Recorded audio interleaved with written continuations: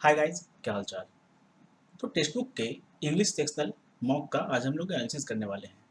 एक कैंडिडेट ने मुझे कहा था कि इसका एनालिसिस मतलब अगर मैं उसे प्रोवाइड कर दूंगा तो उसे थोड़ा सा हेल्प होगा या समझने को मिलेगा कि क्वेश्चन को किस सीक्वेंस में अटेम्प्ट करना चाहिए या किस तरीके से इंग्लिश को कम से कम डील करना चाहिए। ठीक है, तो एक्चुअली मैंने इस टेस्ट को कभी पहले अटेम्प्ट नहीं किया है, ए सेक्शनल को।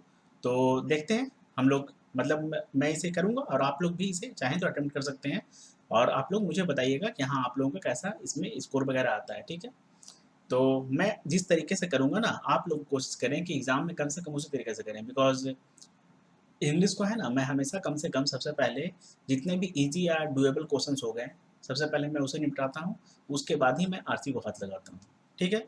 क्योंकि अगर मान लीजिए आरसी को आप पहले हाथ लगा देंगे, तो आप फँस सकते हैं। बहुत बार ऐसा होता है कि आरसी थोड़ा-सा लेंदी आ जाए, या अगर मान लीजिए आरसी को आप लोग पढ़ लिए, उसमें टाइम दे दिए, टाइम इन्वेस्ट कर दिए, लेकिन अगर मान लीजिए उसके क्वेश्चंस का आंसर आप लोग मतलब फाइंड आउट नहीं कर पाए ना, या क्वेश्चन अगर डायरेक्ट नहीं रहा, थोड़ा-सा उसका क्वेश्चन कभी-कभी इनडायरेक्ट बन जाते हैं या इन्फ्रेंस बेस्ड बन जाते हैं। अगर मान लीजिए वैसा क्वेश्चन आ गया और आप लोग उसे सॉल्व नहीं कर पाए, तो होगा क्या ना कि आपका जो कॉन्फिडेंस है वो पूरा का पूरा, जो आपका मोरल है वो डाउन हो जाएगा, और आपका कॉन्फिडेंस भी डाउन हो जाएगा, और आप लोग इंग्लिश में बहुत ही कम अटेम्प्ट के साथ रह जाएंगे। इस वजह से सिलेक्टिव आप लोगों को खेलना चाहिए। आप लोगों का जो अप्रोच है वो बिल्कुल सिलेक्टिव रहना चाहिए, खासकर किसी भी एग्जाम में। ठीक है, और किसी भी सब्जेक्ट में। तो चलिए हम लोग अभी स्टार्ट करते हैं।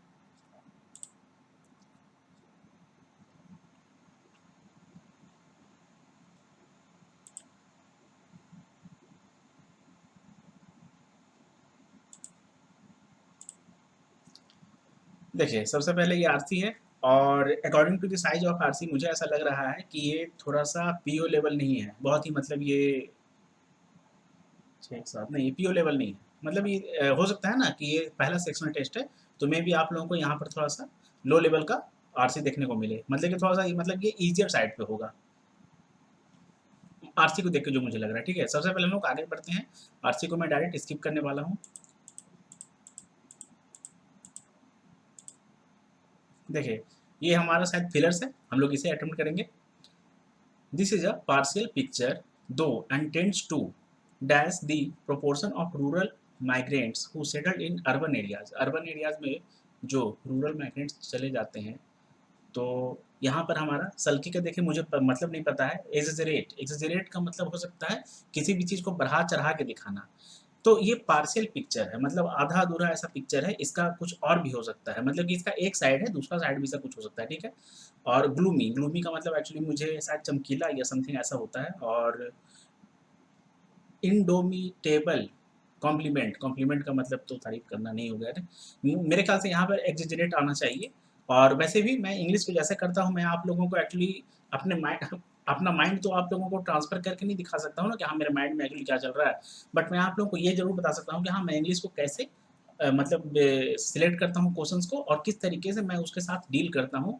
कैसे मैं मतलब किसी भी क्वेश्चन को, जैसे कि ये यही जो फिलर हो गया ना, इसको मैं किस तरीके से यहाँ पर इसका आंसर को मार्क करता हूँ, क्या सोच के। मैं बस इतना बता सकता हूँ। ठीक है ना, बिकॉज कोई भी बंदा किसी के दूसरे के माइंड में घुस के अपना जो उसके माइंड में थिंकिंग चल रहा है, थॉट प्रोसेस चल रहा है, उसे नहीं वो बता पाएगा। दी होस्टेजेस, होस्टेजेस का मतलब जो बंधक होते हैं, had been confined for so long that they could not dash with the outside world. Outside world, अच्छा, बाहरी दुनिया से मतलब वो लोग, मेरे ख्याल से तालमेल होना चाहिए। रिएक्ट, फ्रेम को, हाँ सही है। ठीक है, बिकॉज ये इस तरीके का है ना, जिसके बारे में बहुत ही आप लोग हमेशा न्यूज़पेपर या समथिंग सुनते होंगे, वेब सीरीज वगैरह या टीवी मूवीज में भी आप लोग इसके बारे में सुनते होंगे। ठीक है, जो एक समय के लिए काफ़ी मतलब एक जगह बहुत लंबे समय के लिए अगर बंद रह जाएगा, तो बाहरी दुनिया से उसको अपना मतलब कि दोस्ती यारी करने में, मिलने जुलने में, मेल जोल बढ़ाने में, तालमेल बैठाने में थोड़ा सा प्रॉब्लम बहुत फेस करना पड़ता है, प्रॉब्लम का सामना करना पड़ता है। ठीक है, after an dash with staff members on board a plane, a passenger jumped off a taxiing plane on a runway at a US airport. अच्छा, अल्टरकेशन, एग्रीमेंट, एग्रीमेंट नहीं होगा बिकॉज यहाँ पे निगेटिव स्टेटमेंट है। कॉम्प्लियंस, कॉम्प्लियंस नहीं होगा। Disagreement, squabble, I don't know the meaning of squabble. मेरे ख्याल से यहाँ पर अल्टरकेशन होना चाहिए। बोलने का मतलब किसी तरह का वाद विवाद हो गया, झगड़ा हो गया, आर्ग्यूमेंट हो गया। आर्ग्यूमेंट अगर यहाँ रहता तो हो सकता था, अल्टरकेशन होना चाहिए। अब उसके बाद, if the dash of investing in the stock market scares you, you are not alone. मतलब आप अकेले नहीं हैं जब आपको मतलब डरा देता है स्टॉक मार्केट में इन्वेस्ट करना, पैसा निवेश करना। इसका मतलब यहाँ से मेरे पास थॉट होना चाहिए, ठीक है, ये सोच में आप अकेले नहीं हैं। Journalist are dash from most adverse situations including requesting, covering, seeking, reporting. Reporting होना चाहिए, ठीक है। किसी भी मुश्किल सिचुएशन में जाके जर्नलिस्ट जो है वो आप न्यूज़ वगैरह को रिपोर्ट मतलब कर देते हैं। ये हमारा एरर है, ठीक है, बहुत ही इजी देखने को मिल रहा है बिकॉज वन लाइन सेंटेंस वाला जो रहता है ना वैसा है। The teacher thoroughly explain this solution every explain this solution of every question, हर एक क्वेश्चन का सॉल्यूशन बोलो, कैसे बताएं, steps by step. Step by step यहाँ पे होना चाहिए, ये स्टेप्स बाय स्टेप्स गलत है, ठीक है, स्टेप बाय स्टेप होना चाहिए। सी में हमारा एरर है, मिल गया आगे। हरी हरी, हाँ, Hari along with his father are going to Ambala, is going to Ambala होना चाहिए, इज गोइंग टू अम्बाला होना चाहिए बिकॉज अलॉन्ग विथ लगा हुआ है, अलॉन्ग विथ हो गया। और उसके अलावा और भी कुछ होता है, शायद बिसाइड हो गया, उसके अलावा नॉट हो गया या समथिंग इस तरीके का जो होता है ना, इसमें मतलब इज लगता है ये, बिकॉज सिंगुलर डिनोट करता है ये। तो मेरे ख्याल से यहाँ पे Hari is not going to Ambala होना चाहिए, बी में हमारा एरर होना चाहिए। For purchasing some books for his studies, अपने पढ़ाई के लिए कुछ किताबों को खरीदने गया है, नहीं, बी होना चाहिए। Ahead of a more anticipated, आप लोग बहुत बार इस वर्ड को सुने होंगे, यही पे देखिए एरर होता है ना, कभी कभी हम लोगों को एक ही बार में मिल जाता है। और अहेड ऑफ मोर एंटिसिपेटेड, आप लोग सुने होंगे मच एंटिसिपेटेड, मच एंटिसिपेटेड, बहुत बार आप लोगों को न्यूज़ में ये आप लोगों को सुनने को मिलता होगा, ये सेंटेंस है, ये वर्ड। और बहुत सारे ऐसे आर्टिकल्स वगैरह भी द हिंदू वगैरह में या इकोनॉमिक टाइम्स में या इंडियन एक्सप्रेस में पब्लिश किए जाते हैं, जिसमें आप लोगों को एंटिसिपेटेड वर्ड का इस्तेमाल होता है, जहाँ पर आप लोगों को मच देखने को मिलता है। बोलने का मतलब मच अवेटेड कोई भी प्रपोजल हो गया, मच अवेटेड कोई भी सेमिनार हो गया, मच अवेटेड कोई भी ऑफर हो गया, या मच एंटिसिपेटेड मतलब किसी तरह का एंटिसिपेटरी बिल हो गया, ये सब होता है ना, जो कि यहाँ पर आप लोगों को मच देखने को मिल रहा है, यहाँ पर मच होगा, ए में आई थिंक फॉल्स होना चाहिए। अब उसके अलावा टुडे ड्यूरिंग, देखिए मुझे हो सकता है कि थोड़ा सा टाइम ज़्यादा लग जाए बिकॉज मुझे थोड़ा सा एक्सप्लेन भी करना है, ठीक है। टुडे ड्यूरिंग रेसेस, अच्छा रेसेस मतलब लंच के समय, except for you and I, you and me होगा मेरे भाई, एवरी वन ब्राउट देयर मतलब हर किसी ने अपना ओन लंच बॉक्स, अपना जो लंच बॉक्स है वो लेके आए थे स्कूल में, ठीक है, मतलब यहाँ पर मी होना चाहिए, ठीक है, ये तो बहुत ही कॉमन है, इसके बारे में आप लोग जानते होंगे। Representatives of various trader bodies claimed that crowding is main due to the presence of street vendors and it is up to the administration to prevent it. मतलब कि एडमिनिस्ट्रेशन जो प्रशासन हो गया उसके ऊपर है कि हाँ वो इसे कैसे रोके, जो स्ट्रीट वेंडर्स की वजह से जो रोड पे क्राउड लग जाता है, जाम लग जाता है, ठीक है। इसका मतलब यहाँ पर trader bodies claim that crowding is mainly due होना चाहिए यहाँ पे बी, किसी भी चीज़ के कारण से होता है। ये हमारा कॉलम जो होता है कॉलम बेस्ड है, मतलब जैसे मैच द कॉलम है, इसमें हम लोग क्या कर सकते हैं, देखिए the key producing countries have unable to quell the demonstrations, गलत। Not revise the production cuts, ये हो सकता है यही हमारा अमासिव नहीं होगा, हैव नहीं होगा, ठीक है। अब उसके अलावा हमारा ए यहाँ पे हो सकता है, क्या ए ऑप्शन में, ए हमारे पास दो ऑप्शन में, ठीक है। अब उसके अलावा security forces have increase violence against, unable to dash not, कोई भी इसे मैच नहीं कर रहा है। The military has been unable to quell the demonstrations में भी हो सकता है, बट इसका ऑप्शन है क्या, सी डी हमारे पास ऑप्शन नहीं है। अब उसके अलावा नॉट रिवाइज नहीं होगा, military has been not revise the production cuts, a massive peaceful civil disobedience campaign नहीं, तो मेरे ख्याल से इसका सिर्फ ए ही होना चाहिए। The trade between the countries during the summer was interrupted by the war, was interrupted by the war, A Q है क्या हमारे पास, ए क्यू नहीं है ऑप्शन में। उसके अलावा up to 30 meters in length, a blue whale can grow up to 30 meters in length, B R है कि हमारे पास ऑप्शन में, बी आर भी ऑप्शन में नहीं है, बट जबकि मैच कर रहा था। The beach is full of tourist during the summer, हाँ ये तो हमारा मिल रहा है। अब उसके अलावा वाज इंटर टूरिस्ट नहीं, कोई और नहीं मिल रहा है, मेरे ख्याल से हमारे पास देखिए बी आर होना चाहिए था, बट वो ऑप्शन में नहीं, इसका मतलब हमारे पास सिर्फ सिटी हो जाएगा। The beach is full of tourist during the summer.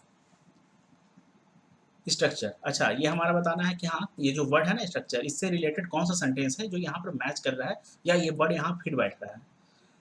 तो इसमें हमारा the structure was damage by fire, हाँ ठीक है, आग लगने की वजह से जो स्ट्रक्चर है वो डैमेज हो गया, उससे नुकसान पहुंच गया। N ambulance officer brought a structure, ambulance stretcher होना चाहिए यहाँ पे, ठीक है, फॉर इंजर्ड जो जख्मी वुमेन है उसके लिए। The staff says there is no formal structure for negotiating pay increases, मेरे ख्याल से हम बोथ ए एंड सी आना चाहिए, बिकॉज जो स्ट्रक्चर हो रहा है ना यहाँ पे, स्ट्रक्चर बोलने का मतलब एक ऐसा मॉड्यूल हो गया या एक ऐसा मॉडल हो गया मतलब जो डिफाइंड नहीं है। तो मेरे ख्याल से एसी होना चाहिए, AC air conditioner. Okay. Interest, she was sent to interest interest for 11 months, ये कौन सा है भैया? Tax is payable on the interest, हाँ सही बात है। Her interest in art was stimulated by her father, इसके फादर के द्वारा मतलब इसे बढ़ावा दिया गया था, ठीक है सही बात है। तो हमारा यहाँ पर बन रहा है सी वाज सेंट, बीसी सही है, बीसी। 14 क्वेश्चन हमारा बन चुका है। और उसके अलावा jam, she spread some strawberry jam on his toast, अपने टोस्ट पे उसने स्ट्रॉबेरी जैम को अप्लाई किया, सही बात है। Don't jam to conclusions, don't jump to conclusions होना चाहिए, मतलब कि डायरेक्ट कंक्लूजन्स पे जंप मत करो, ठीक है। पहले सोचो समझो, एनालिसिस करो, रिसर्च करो। अब उसके अलावा we were stuck in a jam for 2 hours, जाम में हम लोग फंस गए, ट्रैफिक जाम में, ठीक है। इसका मतलब हमारा यहाँ पर एसी होना चाहिए, बोथ ए एंड सी, सही है क्या? हाँ सही है। देखिए ये हमारा क्या है, ये हमारा पैराजम्बल है, पैराजम्बल है। इसे करने में भी थोड़ा टाइम लग सकता है बिकॉज ये थोड़ा सा लेंथी देखने को मिल रहा है, ठीक है, बट कोई बात नहीं, हम लोग कर लेंगे। क्या, when this is placed by a palm plantation, किसी चीज़ के बारे में बोल रहा है, यहाँ नहीं आएगा। Researcher said this is because even tree planting can increase health risks to local human populations, नहीं। the net result is a loss of natural disease regulation, outbreaks of infectious diseases are more likely in areas of reforestation and monoculture plantations according to a study that suggests epidemics are likely to increase as biodiversity declines। अच्छा मेरे ख्याल से ये ई होना चाहिए because इसमें है ना किसी चीज़ का शुरुआत किया गया है कि हाँ एपिडेमिक वगैरह जो है या जो इन्फेक्शस डिजीज हो गया, जो फैलने वाली बीमारी वगैरह हो गया इन्फेक्शन की वजह से, जो स्प्रेडेबल डिजीज है वो कैसे मतलब आउटब्रेक होता है, कैसे पनपता है, ठीक है, उसके बारे में यहाँ बात किया जा रहा है। तो इसका मतलब ई हो जाएगा हमारा फर्स्ट। अब उसके अलावा इन्फेक्शस डिजीजेज बायोडाइवर्सिटी डिक्लाइंस, अच्छा द रिसर्चर सेड, पहले अगर ये होगा तो क्या रिसर्चर सेड बायोडाइवर्सिटी, देखिए यहाँ पर हमारा बायोडाइवर्सिटी है, यहाँ बायोडाइवर्सिटी है, मे भी ये कनेक्ट कर सकता है, मतलब जो पॉइंट है वो कनेक्ट कर रहा है। बी हो जाना चाहिए हमारा सेकंड। अब उसके अलावा even tree planting can increase with, C हो जाना चाहिए हमारा third. When this is replace, अच्छा ट्री प्लांटिंग को अगर हम लोग रिप्लेस कर देंगे पाल्म ऑयल प्लांटेशन से, सॉइल फील्ड्स और blocks of eucalyptus, the specialist species die of living generalists such as rats and mosquitoes to thrive and spread pathogens across human and non-human habitats। मेरे ख्याल से ए होना चाहिए, देख लेते हैं। फिफ्थ सेंटेंस में हमारा यही बच गया डी, द नेट रिजल्ट। अच्छा मतलब सब कुछ होने के बाद जो वर्तमान में जो रिजल्ट पाया गया है वो है natural disease in regulation, loss of natural disease regulation. देखिए होता क्या है ना, इसमें आप लोगों को कनेक्टिंग पॉइंट्स पकड़ने की जरूरत है, फाइंड आउट करने की जरूरत है, जरूरी नहीं कि आप पूरा का पूरा पैराग्राफ पढ़ें, ठीक है। पूरा पैराग्राफ बोलने का मतलब जो भी एक सेंटेंस है ना सारा का सारा पढ़ें, ठीक है। एक्चुअली ये प्रैक्टिस के साथ आएगा और इसके लिए आप लोगों को आर्टिकल पढ़ने की जरूरत है, जो एडिटोरियल वगैरह है उस पर पढ़ें, न्यूज़पेपर को पढ़ें, इंग्लिश तभी आप लोगों का स्ट्रॉन्ग होगा, वरना ऐसे किसी भी टीचर को फॉलो करके आप लोग इंग्लिश में सीख तो बहुत कुछ लीजिएगा लेकिन अप्लाई नहीं कर पाइएगा। ये क्या है ये हमारा, मेरे ख्याल से ये मिस स्पेल्ड वर्ड है ना, कि वर्ड्स में be not placed in the positions, अच्छा मतलब पोजीशन में नहीं है, इसको वर्ड रीअरेंजमेंट ही है। तो insurance has become the most preferred financial product to protect the family against health emergencies post the कोविड-19 pandemic, with more people inclined to invest in an insurance product, ठीक है। मेरे ख्याल से यहाँ पर ए सी बी आना चाहिए, ए सी बी।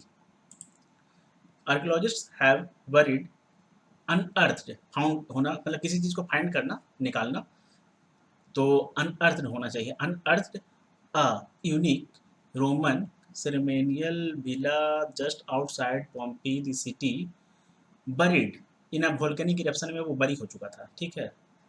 तो यहाँ पर हमारा होना चाहिए बी ए सी, बैक, बी ए सी सही। तो अच्छा हम लोग फर्स्ट क्वेश्चन पे जंप करते हैं। अब हमारे पास इसमें सबसे पहले हम लोग करेंगे जो सिनोनिम एंड एंटोनिम्स का जो क्वेश्चन आता है ना, सबसे पहले हम लोग उसे उड़ाएंगे, ठीक है। कहाँ पे था वो,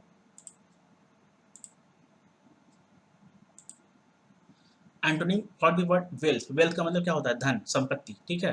तो एफ्लुएंस, एफ्लुएंस क्या होता है, इन्फ्लुएंस होना चाहिए। उसके अलावा प्रोस्पेरिटी का मतलब होता है धन संपत्ति, ठीक है ना। और उसके अलावा यहाँ पर रिचेस, रिचेस नहीं हो रहा है कोई वर्ड। पोवर्टी, पोवर्टी का मतलब गरीबी, दरिद्रता। तो यहाँ पर इसका एंटोनिम होना चाहिए वेल्थ, जिसके पास रहेगा तो उसका अपोजिट होना चाहिए, तो पोवर्टी हो जाएगा, ठीक है। अब उसके अलावा give the synonym of the word आउटपेस्ड।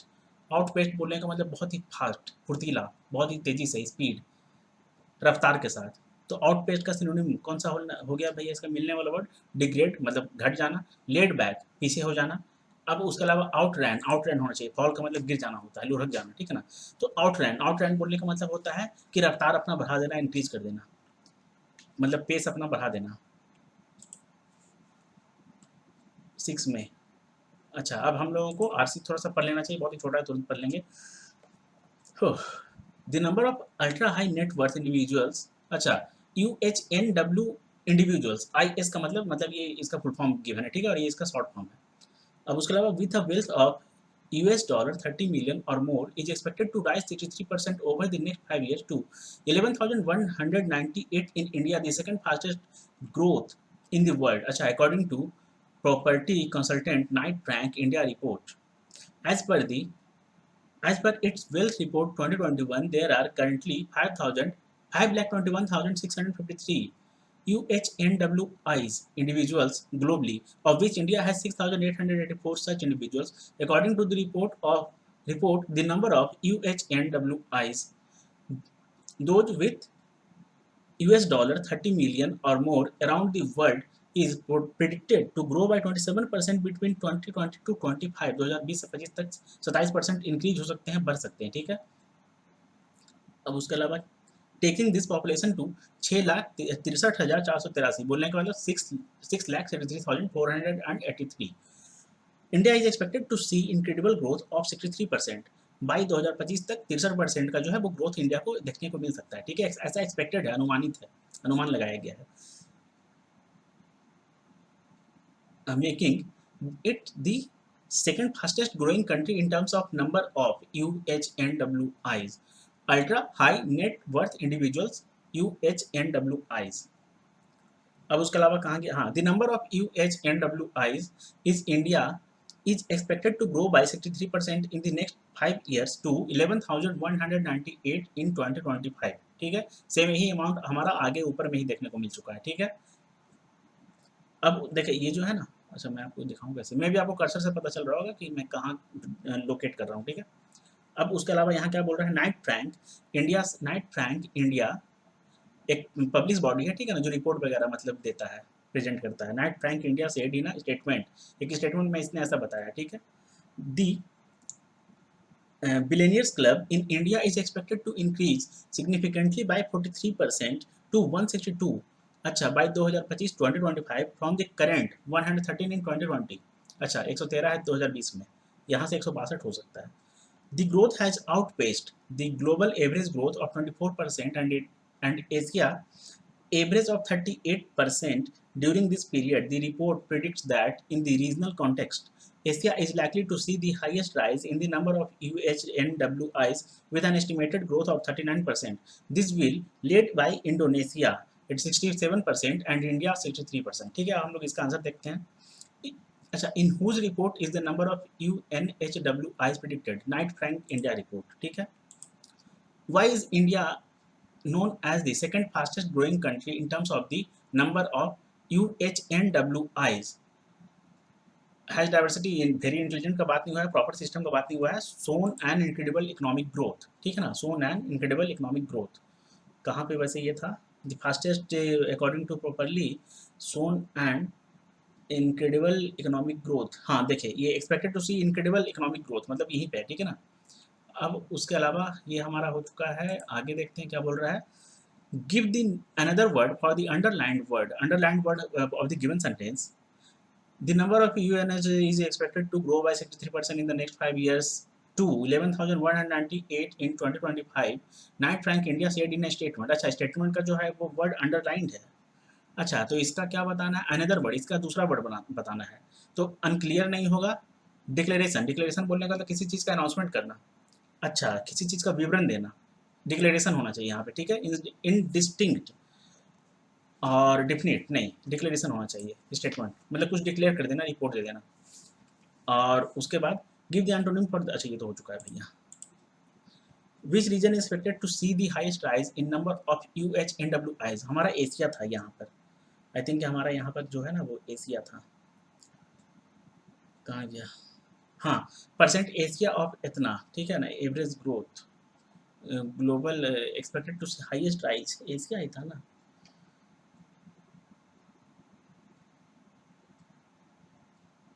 Asia, देखिए Asia is likely to see the highest rise in the number of Asia, ठीक है।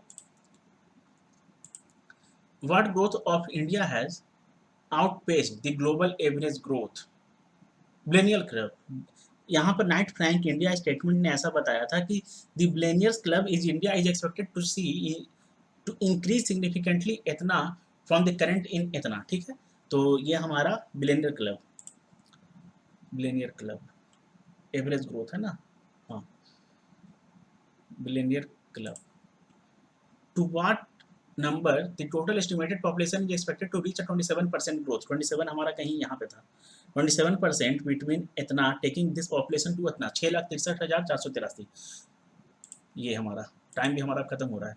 ये हमारा सेक्शन कंप्लीट हो चुका है, मैं इसे सबमिट कर देता हूँ, ठीक है ना। चेक करने का मेरा आदत नहीं है, और चेक मेरे ख्याल से करना भी नहीं चाहिए, टाइम का बर्बादी होता है। हाँ, अब एग्जाम में आप लोगों का जो सेक्शन है वो आप लोग ऑटो सबमिट नहीं कर सकते हैं, मतलब कि खुद से सबमिट नहीं कर सकते हैं मैनुअली, वो ऑटो सबमिट होगा। सबमिट टेस्ट खराब आएगा तो भैया प्लीज कोई गाली नहीं दीजिएगा हमको। सबमिट,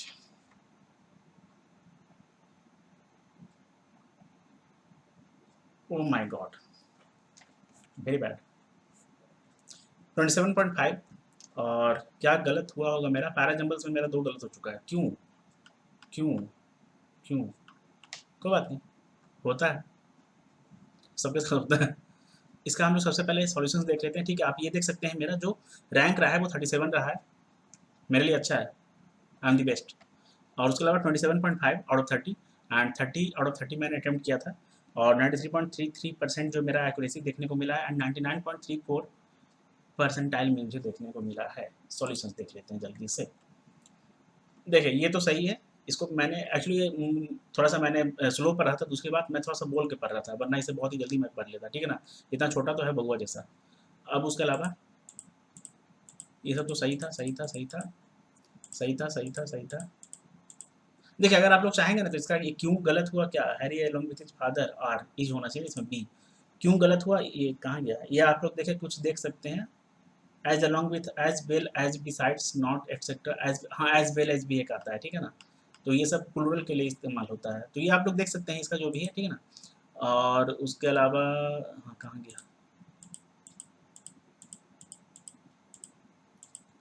हाँ ये हमारा प्रीवियस कर देते हैं, यहाँ से हमारा जो है वो शायद पैराजम्बल जो है वो स्टार्ट हो रहा है 24 नंबर से। इसमें क्या बोल रहा था हमारा, कौन सा मेरा गलत हुआ है, 25 और 26 गलत हुआ है, दोनों गलत हुआ है। अच्छा, which the following should be first, first हमारा होना चाहिए आउट ब्रेक्स ई, ये तो सही हो गया, ठीक है। उसके अलावा सेकंड सेंटेंस आउट ब्रेक्स के बाद, यार आउट ब्रेक्स के बाद मेरे ख्याल से तो बी ही आना चाहिए, नहीं, आउट ब्रेक्स डिक्लाइंस बायोडाइवर्सिटी,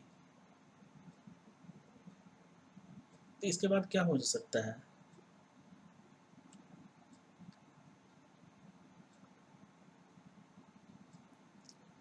सी, ओह एक लाइन हम आगे भाग गए थे, ठीक है ना। थर्ड में होना चाहिए बी, हाँ देखिए छोटा सा मिस्टेक था, इसके वजह से जो मेरा है वो 2 नंबर शायद कट गया, खैर कोई बात नहीं, होता है, सब कुछ होता है लाइफ में, ठीक है ना। तो उसके अलावा तो बाकी सब सही है। इसका हम लोग देख लेते हैं जो करेक्ट सीक्वेंस है वो क्या है, E C B A D, E C B A D, हाँ ठीक है, बाकी सब तो हमारा सही था, बस यही हम मतलब मुझसे गलत हो गया था, बट कोई बात नहीं।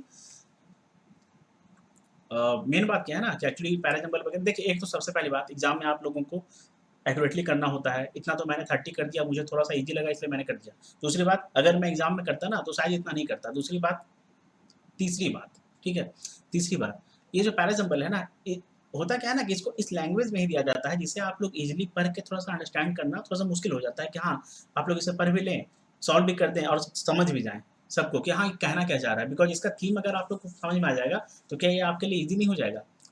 तो ये ईजी थोड़ा सा मुश्किल है, ये आप लोगों को इसलिए थोड़ा सा इस तरीके के लैंग्वेज में दिया जाता है ना, जो कि थोड़ा सा डायरेक्ट लैंग्वेज जिसे आप लोग कनेक्ट नहीं कर पाएंगे, या मान लीजिए कि आप लोगों का जो सीक्वेंस का अरेंजमेंट है ना, वो आप लोग ईज़िली मतलब इसे नहीं कॉम्बिनेशन में बैठा पाएँगे कि हाँ, इस तरीके से ही अगर आपका आएगा तो सीक्वेंस जो है वो सही हो जाएगा।